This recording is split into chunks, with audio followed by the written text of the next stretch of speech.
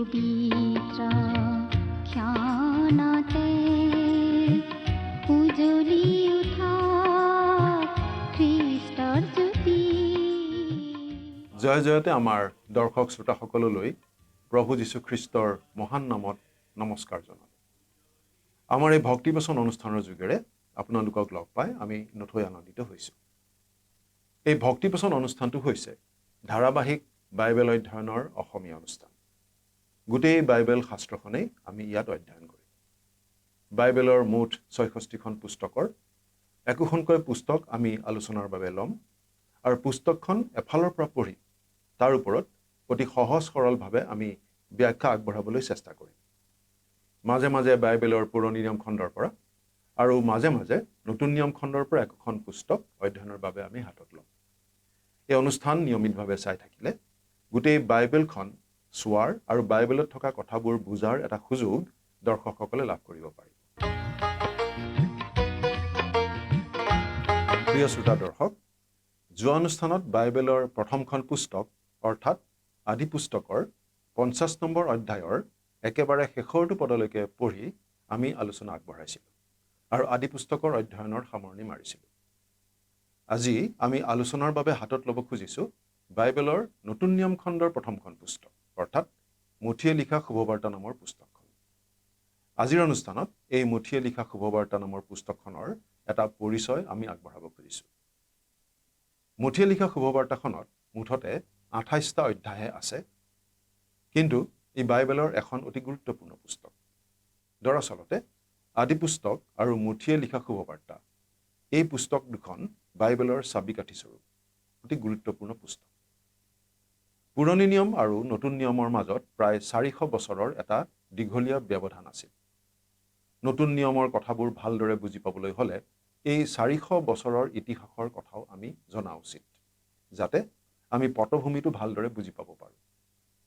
নহিমীয়া আৰু মলাখীৰ সময়ৰ পৰা বেথলেহেমত প্ৰভু যীশুৰ জন্ম হোৱালৈকে এই প্ৰায় ৪০০টা বছৰক নীৰৱতাৰ বছৰ বুলি কোৱা হয়। ইতিহাসৰ দৃষ্টিৰে চালে এই ৪০০ বছৰ গোটেই বিশ্বৰ বাবে অতি গুৰুত্বপূৰ্ণ আছিল, কাৰণ জগতখনৰ ৰাজনৈতিক দৃশ্যপট অতি বেগাই সলনি হৈছিল। এসময়ৰ প্ৰবল প্ৰতাপী পাৰস্য সাম্ৰাজ্যৰ পতন ঘটিছিল, গ্ৰীক সাম্ৰাজ্যৰ উত্থান ঘটিছিল, মিছৰৰো ক্ষমতা ম্লান পৰিছিল আৰু অৱশেষত ৰোমান সাম্ৰাজ্যই মূৰ দাঙি উঠিছিল। জগতৰ শক্তিকেন্দ্ৰ প্ৰাচ্যৰ পৰা পাশ্চাত্যলৈ স্থানান্তৰিত হৈছিল। জেৰুচালেমকে ধৰি সমগ্ৰ যিহুদা দেশ ৰোমিয়াসকলৰ শাসনাধীন হৈ পৰিছিল।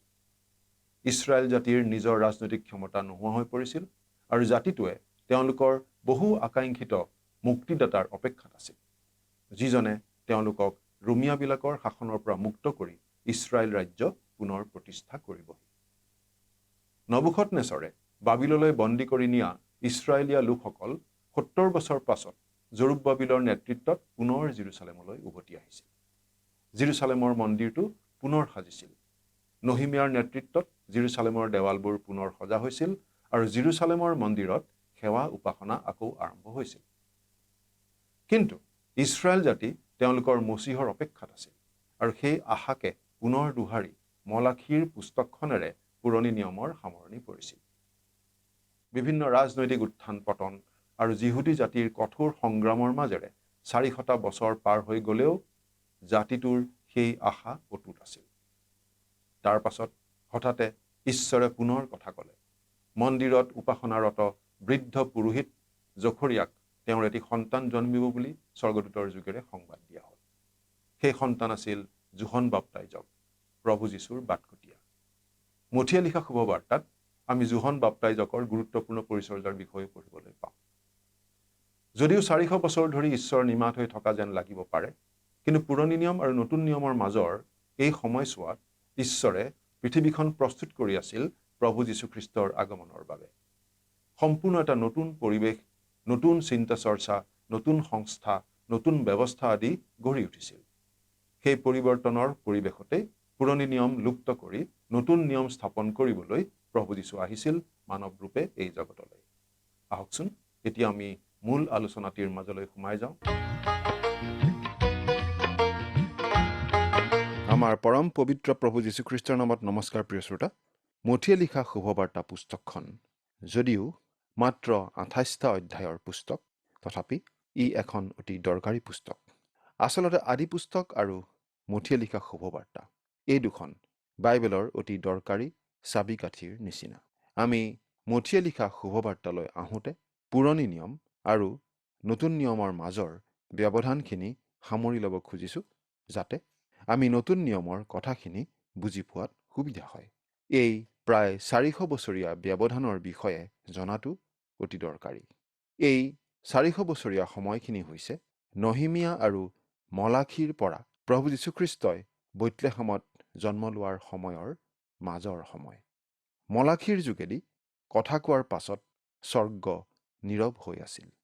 ঈশ্বৰৰ অনাতাঁৰ কেন্দ্ৰ যেন বন্ধ হৈ গৈছিল আৰু 400 বছৰ ধৰি কোনো অনুষ্ঠান প্ৰচাৰ হোৱা নাছিল।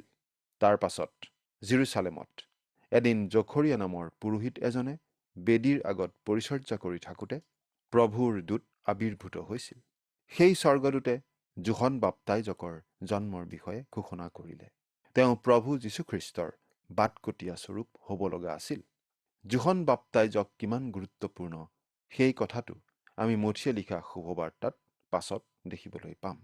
প্ৰিয় শ্ৰোতা, আমি দেখিবলৈ পাওঁ যে শাস্ত্ৰৰ পিনৰ পৰা যদিও এই 400 বছৰ আছিল নীৰৱ সময়, কিন্তু এই সময়ছোৱাত বহুতো কিবা কিবি ঘটিছিল। এই সময়ছোৱা আছিল এই জাতিটোৰ ইতিহাসৰ অতি উত্তেজনাপূৰ্ণ সময়, আৰু বিভিন্ন দিশৰ পৰা এই সময়খিনি আছিল বেদনা ভৰা সময়। যিহুদাৰ আভ্যন্তৰীণ অৱস্থাটোৰ এটা আমূল পৰিৱৰ্তন ঘটিছিল। এটা নতুন সংস্কৃতি, বেলেগ বেলেগ অনুষ্ঠান আৰু অচিনাকি ধৰণৰ প্ৰতিষ্ঠান আদি গঢ়ি উঠিছিল এই সময়ছোৱাত। আৰু এনে বহু নতুন বস্তু নতুন নিয়মত প্ৰকাশ পাই উঠিছে। পুৰণি নিয়ম আৰু নতুন নিয়মৰ মাজৰ সময়ছোৱাত বিশ্ব ইতিহাসৰ যথেষ্ট সালসলনি ঘটিছিল। পুৰণি নিয়মৰ সামৰণি পৰিছিল মাদিয়া পাৰ্চীসকলৰ পৃথিৱীৰ বিশেষ শক্তিশালী সাম্ৰাজ্য হৈ থকাৰ সময়ত। লগতে মিছৰো বিশ্ব ৰাজনীতিত লেখত ল'বলগীয়া শক্তি হৈ আছিল। কিন্তু মাজৰ সময়খিনিত উভয়েই লাহে লাহে শক্তিশালী অৱস্থাৰ পৰা খহি পৰিল। বিশ্বৰ শক্তিকেন্দ্ৰ প্ৰাচ্যৰ পৰা পাশ্চাত্যলৈ স্থানান্তৰিত হ'ল, এছিয়াৰ পৰা ইউৰোপলৈ, পূবৰ পৰা পশ্চিমলৈ, মাদিয়া পাৰ্চীসকলৰ পৰা গ্ৰীকসকললৈ। যেতিয়া নতুন নিয়মৰ আৰম্ভণি ঘটিছে, তেতিয়া এটা নতুন শক্তি ৰোম হৈ পৰিছিল বিশ্বশাসক।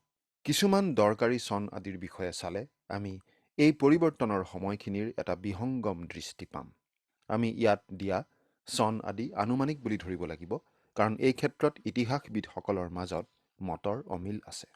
480 খ্ৰীষ্টপূৰ্ব পাৰস্যৰ ৰজা অৰ্তক্ষেত্ৰ থাৰ্মপলিৰ যুদ্ধত গ্ৰীকবোৰৰ ওপৰত জয়যুক্ত হৈছিল, কিন্তু চালামীৰ যুদ্ধত পৰাস্ত হয়।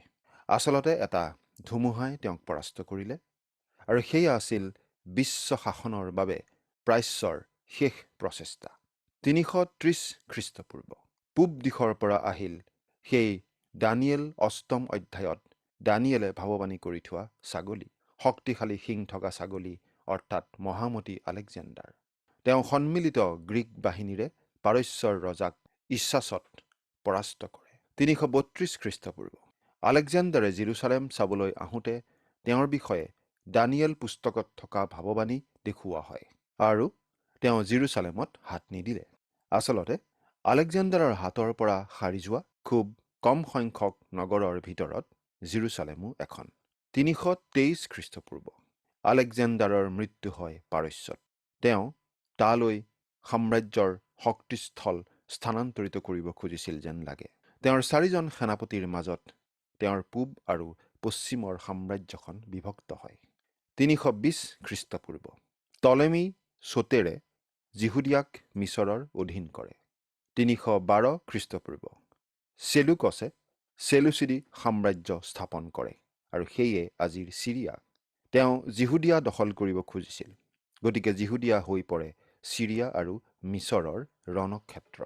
203 খ্ৰীষ্টপূৰ্ব আন্তিয়কাছে জেৰুচালেম অধিকাৰ কৰে, যিহুদিয়া চিৰিয়াৰ অধীন হ'ল। 170 খ্ৰীষ্টপূৰ্ব আন্তিয়কাছ এপিফানেছে জেৰুচালেম অধিকাৰ কৰে, মন্দিৰটো অসুচি কৰে। তেওঁক দানিয়েলৰ পুস্তকত সৰু সিং বুলি উল্লেখ কৰা হৈছে। 166 খ্ৰীষ্টপূৰ্ব মত্তথিয় নামৰ যিহুদিয়াৰ পুৰোহিত এজনে চিৰিয়াৰ বিৰুদ্ধে বিদ্ৰোহৰ নেতৃত্ব দিয়ে। এয়া আছিল মেকাবিয়া যুগৰ আৰম্ভণি। ইছৰাইল জাতিয়ে কিজানি এই সময়ৰ নিচিনা কষ্ট কোনো সময়তেই খোৱা নাছিল। তেওঁলোকে এই সময়ৰ সমান বীৰত্ব প্ৰদৰ্শন কৰাৰ নিদৰ্শনো আৰু নাই। 63 খ্ৰীষ্টপূৰ্ব পম্পেই নামৰ ৰোমিয়াজনে জেৰুচালেম দখল কৰে আৰু ইছৰাইলৰ লোকবোৰ নতুন বিশ্ব শক্তিৰ অধীন হ'ল। যীশুখ্ৰীষ্টৰ জন্মৰ সময়ত আৰু গোটেই নতুন নিয়মৰ সময়ছোৱাত তেওঁলোক ৰোমিয়া শাসনৰ অধীনত আছিল। 40 খ্ৰীষ্টপূৰ্ব ৰোমিয়া চিনেটে হেৰোদক যিহুদিয়াৰ ৰজা হিচাপে অনুমোদন জনায়। এওঁতকৈ বেয়া পৰিয়াল বা ব্যক্তি আৰু নাই। 37 খ্ৰীষ্টপূৰ্ব হেৰোদে জেৰুচালেম দখল কৰি শেষৰজন মেকবীয় ৰজা পুৰোহিত এণ্টিগনাছক বধ কৰে। 31 খ্ৰীষ্টপূৰ্ব আগষ্ট কৈছৰ ৰোমৰ সম্ৰাট হয়। 19 খ্ৰীষ্টপূৰ্ব হেৰোদীয় মন্দিৰটোৰ নিৰ্মাণ আৰম্ভ হয়। নিৰ্মাণ কাৰ্য বহুদিন ধৰি চলিছিল, প্ৰভু যীশুৰ জন্মৰ সময়তো আৰু গোটেই নতুন নিয়মৰ সময়ছোৱাতো। 4 খ্ৰীষ্টপূৰ্ব আমাৰ প্ৰভু যীশুখ্ৰীষ্টৰ জন্ম হয় বৈতলেহেমত। নতুন নিয়ম আৰু পুৰণি নিয়মৰ মাজৰ সময়ছোৱাৰ অভিজ্ঞতাৰ ফলস্বৰূপে যিহুদা জাতিৰ আভ্যন্তৰীণ জীৱনৰ আমূল পৰিৱৰ্তন ঘটিছিল। বাবিলনৰ বন্দী অৱস্থাৰ পৰা মুক্ত হোৱাৰ পাছত তেওঁলোকে বিধানৰ ধাৰ্মিকতা পালনৰ বাবে অত্যুৎসাহ দেখুৱাইছিল আৰু বিধানেই তেওঁলোকৰ বাবে প্ৰতিমাস্বৰূপ হৈ পৰিছিল। সাধু ইব্ৰী ভাষাৰ পৰিৱৰ্তে কথা বতৰাত অৰামীয়া ভাষা ব্যৱহৃত হ'ব ধৰিছিল আৰু তেনে ইব্ৰী ধৰ্মধামত ব্যৱহৃত হৈ থাকিল। বন্দী অৱস্থাৰ পাছত এনে ধৰ্মধামবোৰৰ উৎপত্তি হৈছিল। ইয়েই তেওঁলোকৰ জীৱনৰ কেন্দ্ৰ হৈ পৰিছিল যিহুদিয়া আৰু তেওঁলোক থকা সকলো ঠাইতেই। এওঁলোকৰ মাজত এনেকুৱা কিছুমান দল গঢ় লৈ উঠিছিল যিবোৰৰ কথা পুৰণি নিয়মৰ ক'তো উল্লেখ নাই। আমি তাৰে অলপ চাব খুজিছোঁ। প্ৰথম গোটবোৰ হৈছে ফৰিচী। ফৰিচীবিলাকেই অধিক প্ৰাদুৰ্ভাৱ থকা দল আছিল। সকলো বিদেশী প্ৰভাৱৰ পৰা যিহুদী জীৱন প্ৰণালীক বচাবলৈ তেওঁলোকৰ উৎপত্তি হৈছিল। তেওঁলোক আছিল পুৰণি নিয়মত বিশ্বাসী কট্টৰ নীতিবাদী। তেওঁলোক আছিল জাতীয়তাবাদী আৰু দাউদৰ বংশক পুনৰ ৰাজ্য শাসনলৈ অনাৰ পক্ষপাতী। গতিকে তেওঁলোক ধৰ্মীয় ৰাজনৈতিক দলৰ নিচিনা আছিল। দ্বিতীয় গোটটো হৈছে সদ্দুকী। এওঁলোক আছিল পৰম্পৰাৰ পৰা মুক্ত হ'ব খোজা ধনী আৰু সমজুৱা মনৰ লোক। আমাৰ আজিৰ যুগৰ মানুহবিলাকৰ নিচিনা। প্ৰিয় শ্ৰোতা, ধনী মানুহবিলাক আজিও উদাৰপন্থী নহয়নে? ধনীবিলাকৰ মেজৰ পৰা আজিও খোৱা বস্তু উফৰি উফৰি পৰি নাথাকেনে? তেওঁলোকে উফৰি পৰা বস্তু দান হিচাপে আগবঢ়াব খোজে, কিন্তু নিজৰ সম্পত্তিৰ ভাগ হ'লে দিব নোখোজে। সদ্দুকীবিলাক তাত্ত্বিক দিশৰ পৰা উদাৰবাদী আছিল আৰু অলৌকিকতা তেওঁলোকে বিশ্বাস নকৰিছিল। তেওঁলোক ফৰিচীবিলাকৰ সম্পূৰ্ণ বিৰোধী আছিল। তেওঁলোক গ্ৰীক এপিকিউৰিয়ানবিলাকৰ নিচিনা মতবাদৰ লোক আছিল, অৰ্থাৎ খোৱা বোৱা মৌজ কৰা, অহাকালি তুমি মৰিবা। সদ্দুকীবিলাকৰ বিষয়ে আমাৰ ভুল ধাৰণা থাকিব পাৰে। তেওঁলোকে আচলতে এটা ভাল জীৱন বিচাৰিছিল। তেওঁলোকে শাৰীৰিক অভিলাষক বশ কৰিবলৈ বিনা বাধাই লাহ-বিলাহত মত্ত হোৱাটো সমৰ্থন কৰিছিল। আজিও বহুতো লোকৰ আদৰ্শ ঠিক তেনেকুৱাই। কিন্তু তেতিয়াৰ নিচিনাকৈ আজিও এনেকুৱা মতবাদ সফল নহয়, হ'ব নোৱাৰে। তৃতীয় গোটটো আছিল অধ্যাপকসকল। তেওঁলোক আছিল বিধান ব্যাখ্যা কৰা লোক। এজৰাৰ দিনৰ পৰাই তেওঁলোকৰ উৎপত্তি। তেওঁলোকে মূৰৰ চুলি ডাল ডাল কৰি কথাবোৰৰ বিশ্লেষণ কৰিছিল। তেওঁলোকে বিধানৰ মূল ভাৱটোতকৈ বিধানটো আক্ষৰিকভাৱে মনাতহে জোৰ দিছিল।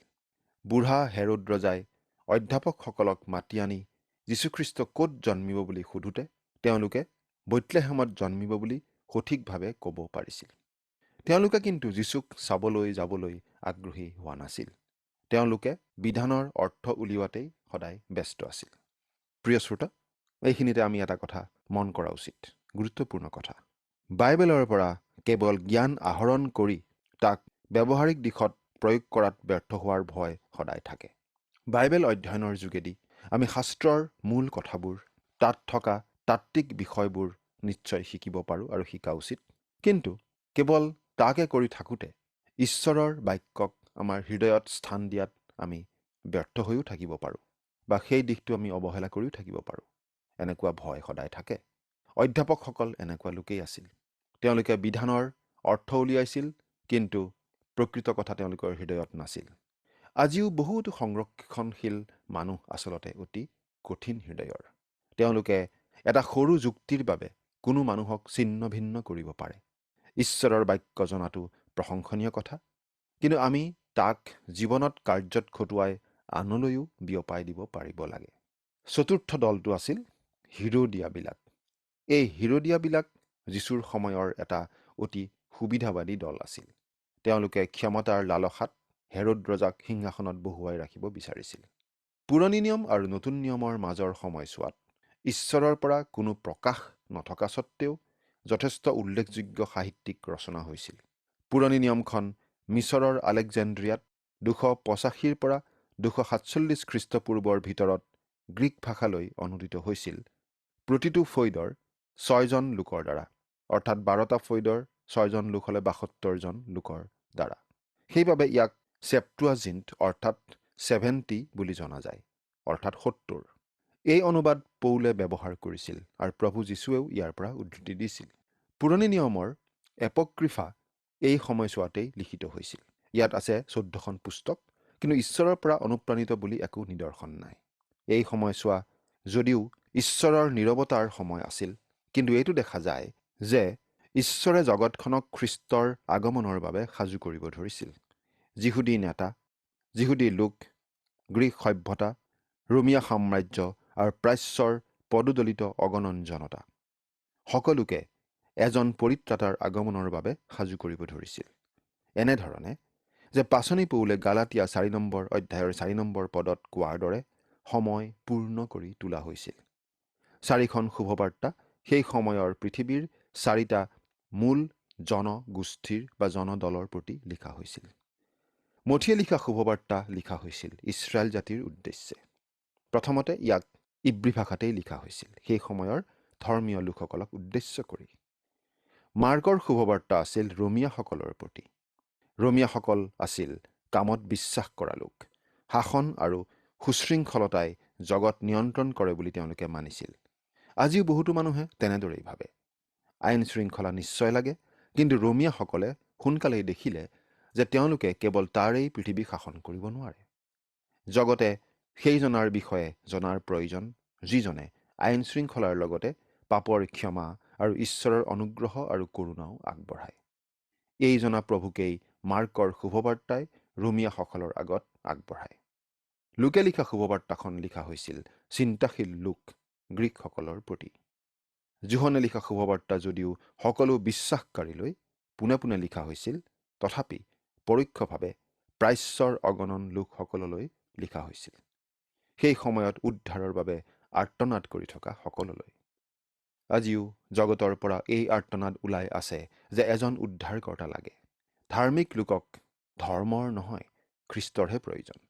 ক্ষমতাশালীসকলক এজন পৰিত্ৰাতা লাগে, যিজনৰ তেওঁলোকক উদ্ধাৰ কৰাৰ ক্ষমতা আছে। চিন্তাশীলজনক এনে এজনা লাগে, যিজনাই তেওঁৰ সকলো মানসিক আৰু আত্মিক অভাৱ পূৰণ কৰিব পাৰে। আৰু দুখত থকা অসহায় লোকে সেই উদ্ধাৰকৰ্তাজনাক জনাৰ প্ৰয়োজন, যিজনে তেওঁক উদ্ধাৰ কৰিবও পাৰে আৰু তেওঁক গঢ়ি তুলিবও পাৰে, যাতে তেওঁ ঈশ্বৰৰ হকে জীয়াই থাকিব পাৰে। মঠিয়ে লিখা শুভবাৰ্তাখন লিখিছিল এজন কৰ তোলাই, যিজনক প্ৰভু যীশুৱে বিশেষভাৱে স্পৰ্শ কৰিছিল। তেওঁ প্ৰভু যীশুৰ এজন শিষ্য অনুগামী আছিল। পাপী আছে কয়, অচিভিয়াছেও সমৰ্থন দিয়ে আৰু আন পাচনিসকলেও সমৰ্থন জনায় যে এই শুভবাৰ্তাখন মূলতে মঠিয়ে লিখিছিল ইব্ৰী ভাষাত, অতি ধাৰ্মিক ইছৰাইল জাতিলৈ। ঈশ্বৰে এই গোটেই জাতিটোক খ্ৰীষ্টৰ জগত আগমনৰ বাবে প্ৰস্তুত কৰি তুলিছিল। তেওঁ এই জাতিৰ পৰাই আহিল। প্ৰভু যীশুৱে নিজে কৈছিল, পৰিত্ৰাণ যিহুদী জাতিৰ পৰাই আহে। ঈশ্বৰে ইছৰাইলৰ পৰা পৰিত্ৰাতা আনিলে আৰু পৰজাতীয় লোকক পৰিত্ৰাণৰ বাবে সাজু কৰিলে, কাৰণ তেওঁলোক হেৰাই আছিল আৰু ই তেওঁলোকৰ বাবে প্ৰয়োজনীয় আছিল। এই উল্লেখযোগ্য পুস্তকখন বাইবেলৰ এখন চাবিকাঠিৰ নিচিনা পুস্তক, কাৰণ ই পুৰণি নিয়মলৈ উভতি চায় আৰু আন সকলো পুস্তকৰ তুলনাত অধিক সংখ্যক পুৰণি নিয়মৰ ভাৱবাণী সাঙুৰি লয়। এইটো আশা কৰা যায়, কাৰণ এইখন প্ৰথমতে যিহুদীবোৰৰ উদ্দেশ্যেই লিখা হৈছিল, কিন্তু তাৰ পাছত এই আন শুভবাৰ্তা কেইখনৰ তুলনাত অধিককৈ নতুন নিয়মৰ পিনে আগবাঢ়ি যায়। উদাহৰণস্বৰূপে আন এজনো শুভবাৰ্তা লিখকে মণ্ডলীৰ নাম লোৱা নাই, কিন্তু মঠিয়ে লৈছে। তেওঁৱেই আমাৰ প্ৰভুৰ এই কথা উনুকিয়াইছে। আৰু ময়ো তোমাক কওঁ যে তুমি পিতৰ, আৰু এই শিলৰ ওপৰত মই মোৰ মণ্ডলী স্থাপন কৰিম, আৰু নৰককুণ্ডৰ দ্বাৰে তাক পৰাজয় নকৰিব। মঠি 16 নম্বৰ অধ্যায়ৰ 18 নম্বৰ পদ। এজন কৰ তোলাৰ পৰা বিশ্বাসকাৰীত পৰিণত হোৱা মঠিকেই ঈশ্বৰৰ আত্মাই বাছি লৈছিল বিশেষভাৱে ইছৰাইলীয়া লোকৰ উদ্দেশ্যে এই পুস্তক লিখিবলৈ। মঠিৰ শুভবাৰ্তাই ঈশ্বৰৰ কাৰ্যসূচী দাঙি ধৰে। স্বৰ্গৰাজ্য বাক্যাংশটি এই শুভবাৰ্তাখনৰ এটা বৈশিষ্ট্য। ই 32 বাৰ উল্লিখিত হৈছে। ৰাজ্য শব্দটো 50 বাৰ উল্লেখ কৰা হৈছে। এই শুভবাৰ্তাখন আৰু লগতে বাইবেল ভালদৰে বুজি পাবলৈ স্বৰ্গৰাজ্যৰ কথাটোৰ উচিত ব্যাখ্যাৰ প্ৰয়োজন। আমি এই কথা অতি খাটাংভাৱে ক'ব খুজিছোঁ যে ৰাজ্য আৰু মণ্ডলী একে নহয়। যদিও মণ্ডলী সেই ৰাজ্যৰ অন্তৰ্ভুক্ত, কিন্তু দুয়োটাৰ মাজত যথেষ্ট পাৰ্থক্য আছে। উদাহৰণস্বৰূপে কোনো এখন ঠাই এখন দেশৰ অন্তৰ্ভুক্ত, কিন্তু দেশ মানে সেই ঠাইখনেই কেৱল বুলি আমি নুবুজো। মণ্ডলীও ৰাজ্যৰ অধীন, কিন্তু সহজ ভাষাত স্বৰ্গৰাজ্য হৈছে পৃথিৱীত স্বৰ্গৰ শাসন। মণ্ডলী এই ৰাজ্যৰ অন্তৰ্ভুক্ত। আমি বিভিন্ন তাত্ত্বিক পণ্ডিতৰ কথালৈ মূৰ নঘমাই সহজভাৱে এই বুলিয়েই ক'ব খোজো যে স্বৰ্গৰাজ্য হৈছে পৃথিৱীৰ ওপৰত স্বৰ্গৰ শাসন। যি যিহুদীসকলৰ উদ্দেশ্যে শুভবাৰ্তাখন লিখা হৈছিল, তেওঁলোকে ইয়াৰ অৰ্থ মানে বুজিছিল পৃথিৱীত স্বৰ্গৰ মানদণ্ডেৰে ৰাজ্য প্ৰতিষ্ঠা কৰিবলৈ স্বৰ্গৰ পৰা নামি আহিবলগীয়া ৰজা এজনৰ বিষয়ে পুৰণি নিয়মত যিমানবোৰ ভাৱবাণী কৰা আছিল, সেই সকলোৰে সামগ্ৰিক সফলতা। এই সংজ্ঞাটো তেওঁলোকৰ বাবে নতুন নাছিল। দানিয়েল 2 নম্বৰ অধ্যায়ৰ 44 নম্বৰ পদ, 7 নম্বৰ অধ্যায়ৰ 14 আৰু 27 নম্বৰ পদ চাওক। দানিয়েল 2 নম্বৰ অধ্যায়ৰ 44, 7 নম্বৰ অধ্যায়ৰ 14 আৰু 27 নম্বৰ পদ। স্বৰ্গৰাজ্যই এই শুভবাৰ্তাৰ মূল সুৰ। পৃথিৱীত এইখন প্ৰতিষ্ঠা কৰিব প্ৰভু যীশুৱে। ৰাজ্যখনেই সকলোতকৈ প্ৰয়োজনীয়। এই ৰাজ্য সম্বন্ধে 3টা প্ৰধান বক্তৃতা এই মঠিয়ে লিখা শুভবাৰ্তাত আছে। প্ৰথমটো হৈছে পৰ্বতত দিয়া উপদেশ। ই হৈছে সেই ৰাজ্যৰ আইন। আমি ভাবোঁ সেই সময়ত বলবৎ হ'বলগীয়া আইনৰ এইখন আংশিক তালিকাহে। দ্বিতীয়টো হৈছে নিগূঢ় তত্ত্বৰ দৃষ্টান্ত। মঠি 13 নম্বৰ অধ্যায়ত থকা এই দৃষ্টান্তসমূহ স্বৰ্গৰাজ্য সম্বন্ধে। আমাৰ প্ৰভুৱে কৈছে স্বৰ্গৰাজ্য হৈছে এজন শস্যৰ কঠীয়া সিঁচোতাৰ নিচিনা, এটি সৰিয়হ গুটিৰ নিচিনা ইত্যাদি। তৃতীয়টো হৈছে জৈতুন পৰ্বতত দিয়া উপদেশ। ইয়াত জগতত সেই ৰাজ্য প্ৰতিষ্ঠা হোৱাৰ সময়লৈ চোৱা হৈছে। আমি দেখিবলৈ পাম যে স্বৰ্গৰাজ্য সূত্ৰটো মঠিৰ শুভবাৰ্তাত ক্ৰমাৎ আগবাঢ়ি যোৱা ধৰণৰ সূত্ৰ। মঠিৰ শুভবাৰ্তাত এটা গতি আছে, আৰু আমি সেইটো লক্ষ্য নকৰিলে শুভবাৰ্তাৰ মূল কথাটোৱেই নেদেখিম। এই শুভবাৰ্তাখন বহু পৰিমাণে আদি পুস্তকৰ নিচিনা। এই দুখন বাইবেলৰ দুখন চাবিকাঠি সদৃশ পুস্তক। আমি এই দুখন ভালদৰে জানিব লাগে, যাতে আমি এই দুখনৰ জৰিয়তে চিন্তা কৰিব পাৰোঁ। এজন বিখ্যাত বাইবেল শিক্ষকে তেওঁৰ ছাত্ৰসকলক কৈছিল, যদি তোমালোকৰ ৰাতি টোপনি নাহে, তেনেহ'লে ভেড়া হিচাপ কৰাৰ পৰিৱৰ্তে আদি পুস্তকৰ মাজেদি চিন্তা কৰি গৈ থাকিবা। তাৰ পাছত মঠিৰ শুভবাৰ্তাৰ মাজেদি চিন্তা কৰি যাবা। এটাৰ পাছত এটাকৈ অধ্যায় ভাবিবা। প্ৰথম অধ্যায়, তাত কিহৰ বিষয় আছে? দ্বিতীয় অধ্যায়, কিহৰ বিষয়? যদি ভেড়া গণি নাইবা অধ্যায় গণি ভাল নালাগে, তেনেহ'লে ভেড়াৰখীয়াৰ লগত কথা পাতিবা। কিন্তু সেই ভেড়াৰখীয়াজনৰ লগত কথা পতাৰ সকলোতকৈ ভাল উপায় হৈছে এই পুস্তক দুখনৰ অধ্যয়ন কৰাটো। তাৰ দ্বাৰা আমি তেওঁক ভালদৰে জানিম আৰু অধিক কাষ চাপিব পাৰিম। আমি তেওঁক কোৱাতকৈ তেওঁহে আমাক কথা কোৱাটো বেছি দৰকাৰী। তেওঁক ক'ব লগা আমাৰ বেছি কথা নিশ্চয় নাই, কিন্তু তেওঁ আমাক ক'বলগীয়া বহু কথা আছে। সেই ভেড়াৰখীয়া প্ৰভু যীশুখ্ৰীষ্টক আপুনি চিনি পায়নে? চিন্তা কৰি চাওকচোন। ঈশ্বৰে আপোনাক আশীৰ্বাদ কৰক। ঈশ্বৰে কোনো কাম আকস্মিকভাৱে নকৰে। যীশুখ্ৰীষ্টৰ আগমনো কোনো আকস্মিক ঘটনা নহয়। ঈশ্বৰে কৰা পৰিকল্পনা অনুসাৰেই ঈশ্বৰৰ নিৰ্ধাৰিত সময়ত যীশুখ্ৰীষ্টই মানৱ ৰূপে জগতলৈ আহিছিল। যীশুখ্ৰীষ্টৰ আগমনৰ কথা ঈশ্বৰে আগৰ পৰাই বিভিন্ন মাধ্যমেৰে জনাই আছিল, আৰু যিহুদী লোকসকলে আগ্ৰহেৰে অপেক্ষা কৰি আছিল সেই আগমনলৈ। তেওঁলোকে আশা কৰি আছিল সেই মচীহলৈ, যিজনে তেওঁলোকৰ ৰজা হিচাপে শাসন কৰিব, সকলো শত্ৰুক দমন কৰিব, জগতত শান্তিৰ ৰাজ্য স্থাপন কৰিব। মুঠিয়ে লিখা শুভবাৰ্তাখন ইছৰাইল জাতিক উদ্দেশ্য কৰিয়ে লিখা হৈছিল। যীশুখ্ৰীষ্টই যে তেওঁলোকে আশা কৰি থকা সেই মচিহ তাকে প্ৰকাশ কৰি। অৱশ্যে যীশুখ্ৰীষ্টৰ প্ৰথম আগমন ৰজা হিচাপে হোৱা নাছিল। তেওঁ আহিছিল মানৱৰ পাপৰ প্ৰায়শ্চিত্ত কৰিবলৈ ক্ৰুচৰ ওপৰত নিজকে বলি হিচাপে আগবঢ়াবলৈহে। সেই বিষয়েও শাস্ত্ৰত আগতেই লিখা আছিল যদিও যিহুদী লোকসকলে সেই কথা বুজি পোৱাত ব্যৰ্থ হৈছিল।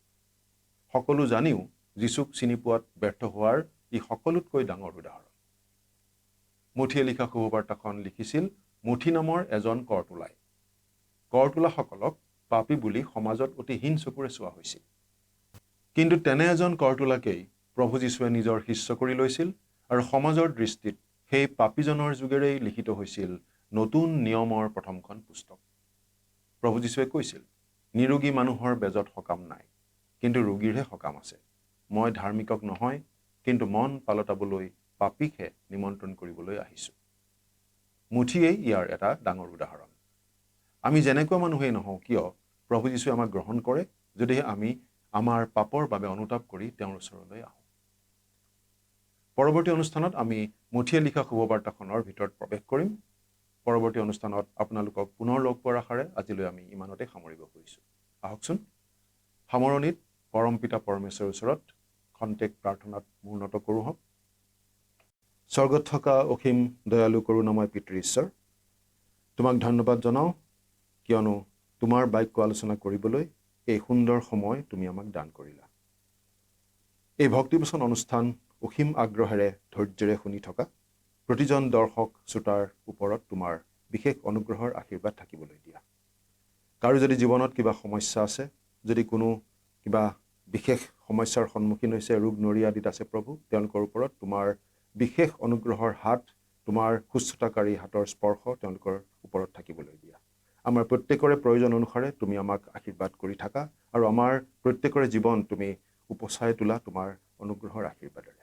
কিয়নো এই প্ৰাৰ্থনা আমাৰ হকে ক্ৰুচত প্ৰাণ দি তৃতীয় দিনা পুনৰ জি উঠি সুশৰীৰে স্বৰ্গলৈ গৈ আমাৰ বাবে নিবেদন কৰি থকা ত্ৰাণকৰ্তা প্ৰভু যীশুখ্ৰীষ্টৰ নামত আগবঢ়াইছোঁ।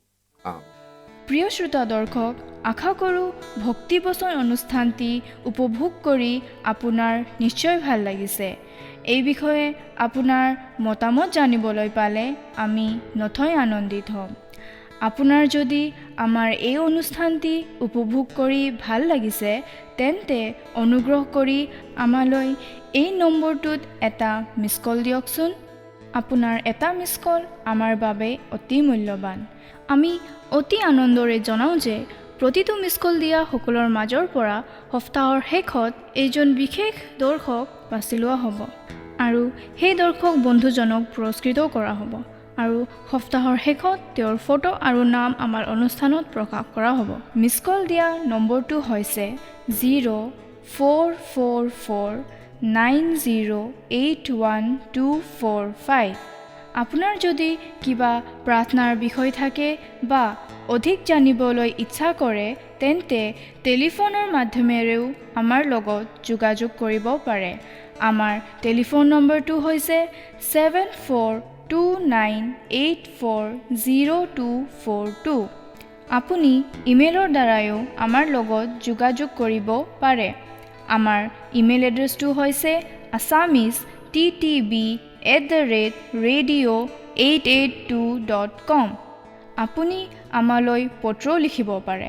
তাৰ বাবে আমাৰ পোষ্টেল এড্ৰেছটো টিভি পৰ্দাত অনুগ্ৰহ কৰি চাই লওকচোন। পুনৰ লগ পোৱাৰ প্ৰতিশ্ৰুতিৰে আজিলৈ ইমানতে সামৰিছোঁ। ঈশ্বৰে আপোনাক আশীৰ্বাদ কৰক। ধন্যবাদ।